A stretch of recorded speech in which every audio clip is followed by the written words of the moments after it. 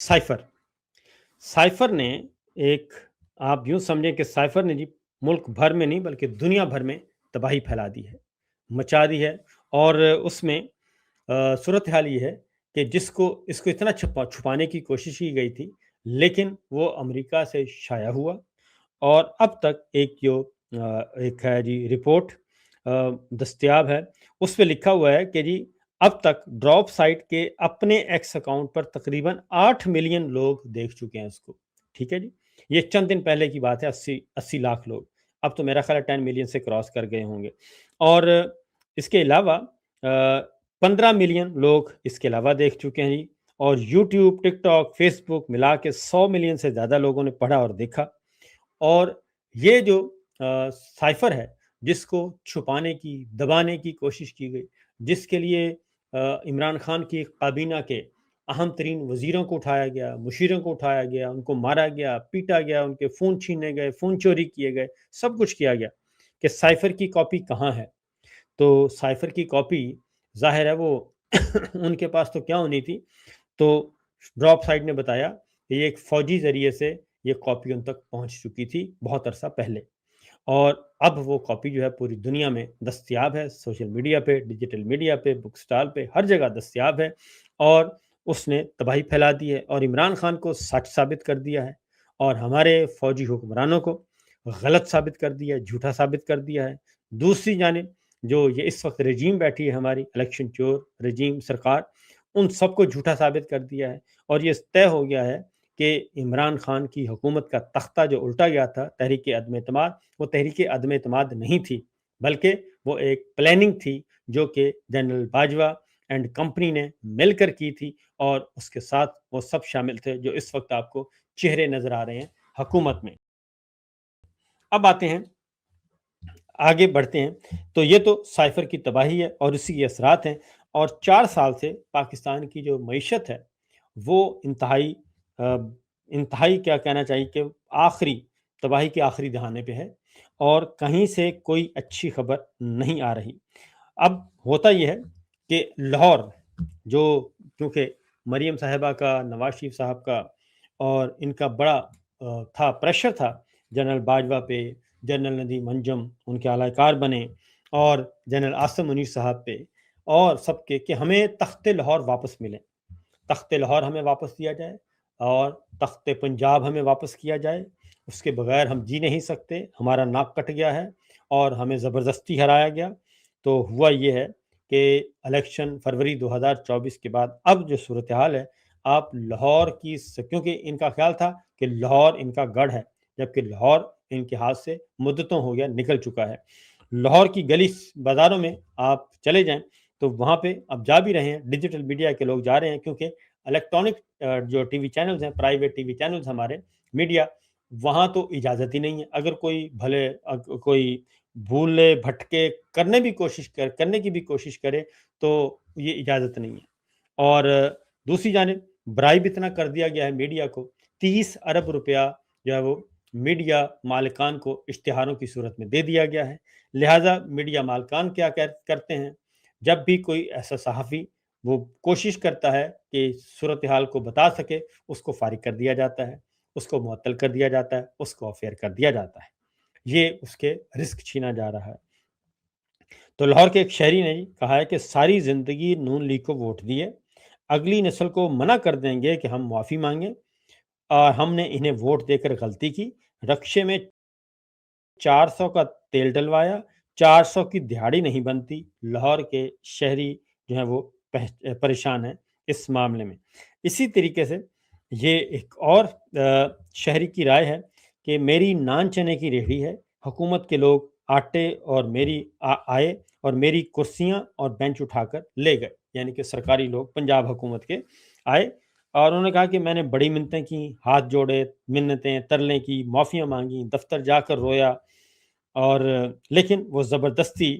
जैसे बदमाश आते हैं, गुंडे आते हैं, उठाकर ले गए और उन्हें तोड़ दिया। मेरे काउंटर पर उन्होंने बुलडोज़र फेर दिया और सब कुछ, मेरी जो दुकान, जो ठेला था, वो तोड़ दिया। छोटे-छोटे बच्चे हैं, कहाँ से बच्चों के स्कूल की फ़ीस और रोटी पूरी करूँ? ये शहरी जो है वो दुहाइयाँ दे रहे हैं। इसीलिए जो कल جمعے کے دن ہڑتال کی گئی، ہڑتال کی کال تھی، ہلکی پھلکی ہڑتال کی کال تھی اور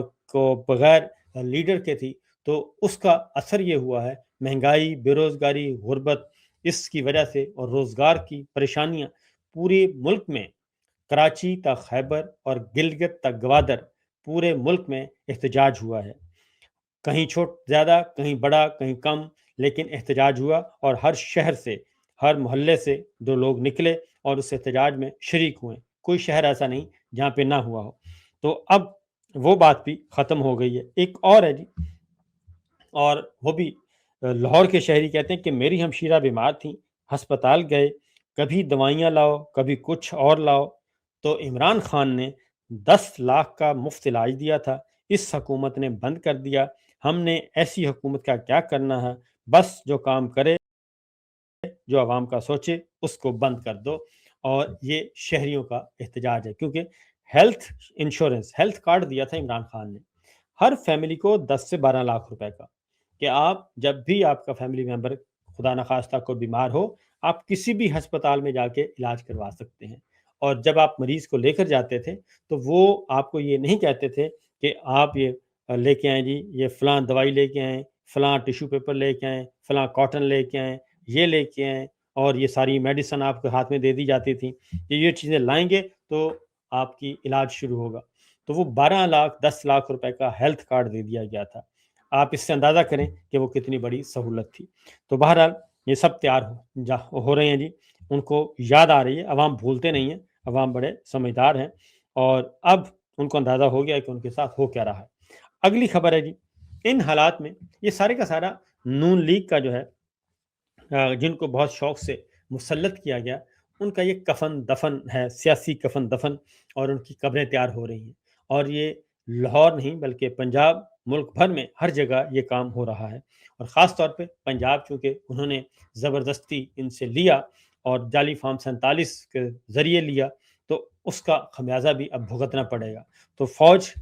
اور ہماری ملٹری لیڈرشپ جو ہے وہ کب تک یہ سارا بوجھ اٹھائے گی، یہ میرا خیال ہے ان کو بھی اندازہ ہے کہ وہ بھی اپنی منجی تھلے ڈانگ پھیر رہے ہیں، اور اس ڈانگ کا ان کو بھی اس تکلیف کا اندازہ ہے، لیکن دیکھتے ہیں کہ فیلڈ مارشل کو یہ خیال کب آتا ہے، کیا فیلڈ مارشل کو خیال آئے گا، یا پھر وہ اس سارے جعلی نظام کے ساتھ خود بخود بھی اس نظام کا شکار ہو جائیں گے اور خود کو بھی جانا پڑے گا، کیونکہ یہ جانا اکٹھا ہی ہے، یہ پورے کا پورا پیکج جو ہے، یہ سارا یہ جو کشتی ہے، جہاز ہے، یہ اکٹھے ڈوبے گا اور سب کو لے کر ڈوبے گا، اور کوئی ایک دوسرے کو بچانے والا کوئی نہیں ہوگا۔ اس دوران سہیل آفریدی صاحب جو ہیں وہ متحرک ہیں، اور ان کی ملاقاتیں ہو رہی ہیں، اور یہ آپ دیکھ رہے ہیں کہ ان کی پچھلے چند دنوں سے متعدد ملاقاتیں ہو چکی ہیں، اور نمبر 1 سہیل آفریدی صاحب نے پہلے گورنر خیبر پختونخوا سے ملاقات کی، پھر مولانا فضل الرحمان صاحب سے ملاقات کی، اور اس کے بعد جو ہے اب آج کی جو خبر ہے، یہ ملاقاتیں اس لیے ہو رہی ہیں کہ یہ پتہ ہے، اپوزیشن کو بھی پتہ ہے کہ حکومت کے پلے کچھ نہیں ہے، اور مولانا فضل الرحمان صاحب کی ایک خواہش تھی کہ علی امین گنڈا پور جو ہیں وہ راستے میں حائل ہیں، اب علی امین گنڈا پور بھی نہیں ہے، تو سہیل آفریدی صاحب گئے ہیں اور ان سے بات کی ہے، اور اس سے پہلے گورنر خیبر پختونخوا سے، تو پیپلز پارٹی، جے یو آئی، پاکستان تحریک انصاف، یہ ایک ٹرائکا نظر آ رہا ہے، اور یہ ٹرائکا جو ہے وہ اگر واقعتاً، کیونکہ اگر تو مولانا فضل الرحمان نے اور پیپلز پارٹی نے اس کو بارگیننگ چپ کے طور پہ استعمال کیا ملٹری لیڈرشپ کے ساتھ اور نون لیگ کے ساتھ، تو پھر ان کی سیاست شاید کچھ دن کے لیے بچ جائے، لیکن الٹیمیٹلی ان کی سیاست کا بھی جنازہ نکل جائے گا، اور اگر انہوں نے اس بارگیننگ چپ کو بجائے بارگیننگ چپ کے ایکچول واقعتاً معاملات آگے بڑھانے کی کوشش کی، تو یہ ایک تگڑا اپوزیشن کا اتحاد ہوگا، پارلیمان کے اندر بھی اور پارلیمان کے باہر بھی، کیونکہ نون لیگ جو ہے وہ اس وقت اس کو سمپل میجورٹی قومی اسمبلی میں دے دی گئی ہے، اور وہ ان کی خواہش پوری کر دی گئی ہے، لہٰذا قومی اسمبلی میں مولانا جو نون لیگ ہے اب اس کو فکر نہیں ہے، وہ جو ڈھائی سال کا معاہدہ ہوا تھا کہ 2.5 سال پیپلز پارٹی کا وزیر اعظم ہوگا، 2.5 سال نون لیگ کا ہوگا، تو وہ معاہدہ بھی پھر ختم ہو چکا ہے، اور اس معاہدے سے بھی انحراف کیا جا چکا ہے، اور نون لیگ نے اس بات سے انکار کر دیا ہے۔ اب جو ہے فیلڈ مارشل جو ہیں، اب وہ ان کا پتہ چلنا ہے کہ وہ ابھی بھی نون لیگ اور ایک خاندان کے فیلڈ مارشل ہیں، ایک ہی خاندان کے آرمی چیف ہیں، ایک ہی خاندان کے چیف آف ڈیفینس فورسز ہیں، ایک ہی خاندان کے لیے وہ سرو کر رہے ہیں، یا وہ تمام پورے ملک کو سرو کرنا چاہتے ہیں۔ یہ ذرا ان کو فیصلہ کرنا ہے، آنے والے یہ چند دنوں میں ہی فیصلہ کرنا ہے، کیونکہ زمین جو ہے وہ سب کے لیے گرم ہونے والی ہے، سوائے حکومت کے بینچوں پہ جو بھی بیٹھے گا اس کے لیے زمین گرم ہوگی، اور جو حکومت کا سہولت کار ہوگا اس کے لیے بھی زمین گرم ہی ہونی ہے آنے والے دنوں میں۔ سہیل آفریدی صاحب کی یہ ملاقاتیں جو ہیں، ایک اور ملاقات ہوئی ہے اور وہ رپورٹ ہوئی ہے جی، محسن نقوی صاحب سے ان کی ملاقات ہوئی ہے اور پشاور میں اور کسی آفیشیل میٹنگ کے دوران، اور یہ ملاقات وہ کہتے ہیں جی گوہر ایوب، بیرسٹر گوہر جو ہیں، بیرسٹر گوہر جو ہیں، عمر ایوب صاحب، گوہر ایوب صاحب تو عمر ایوب صاحب کے والد سے، بیرسٹر گوہر کی بات کر رہا ہوں، چیئرمین جو ہیں اس وقت پاکستان تحریک انصاف کے، وہ اور سہیل آفریدی صاحب، ان کے ذریعے سے یہ ملاقات ہوئی ہے،